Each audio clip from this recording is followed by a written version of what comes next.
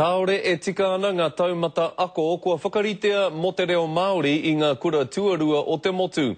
Koera te whakatau a Pembe te toihau o ngā kura āiwi o Aotearoa.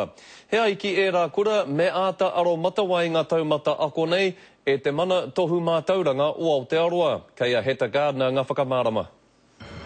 He rereke te taumata ako, engari he ōrite te wāriu. Ahakoa kei taumata ke a ngai kura kaupapa Māori mā. E rua ngā aromata wai reo Māori ka tāia e te tauira te whai I te kura tuarua. He taumata mo te hunga ako ana I te reo hei reo tuarua, arā ko te reo Māori, me he taumata anō mo te hunga I tipu ake I roto I te reo, arā ko te reo rangatira. Ahakoa he ua ake ngā whakamātautau reo rangatira, he ori te tonu te wāriu ki ngā whakamātautau reo Māori. He tai o ngā kura, e whai ato nei te reo Māori, na te mea māma noheo.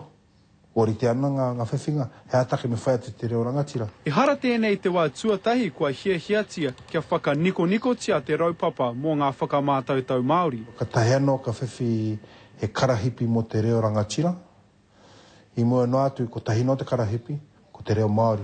Ko te hiahia kia tīni hia wawe tia te whakatakotoranga nei. Koro ake tēnei take noho tāre wana. Kua tau tēnei take ki mua te aroaro o te whare pāremata. Kei te tautoko aia I tā ngā kura āiwi o Aotearoa, kōrero, e pāna ki ngā mānuka mō ngā whakamātautau reo Māori. I've asked the New Zealand Qualifications Authority for some advice on the claims that he makes. Kaore te minita mō ngā take mātauranga e toli I te pirangi ki te kōrero kia te karere I te rānei, engari ko tāna kua rongo ia I ngā nawe o te rōpū nei, ā ka kōrero tahi rātou ko te Pāti Māori ki te whakaea I tēnei take.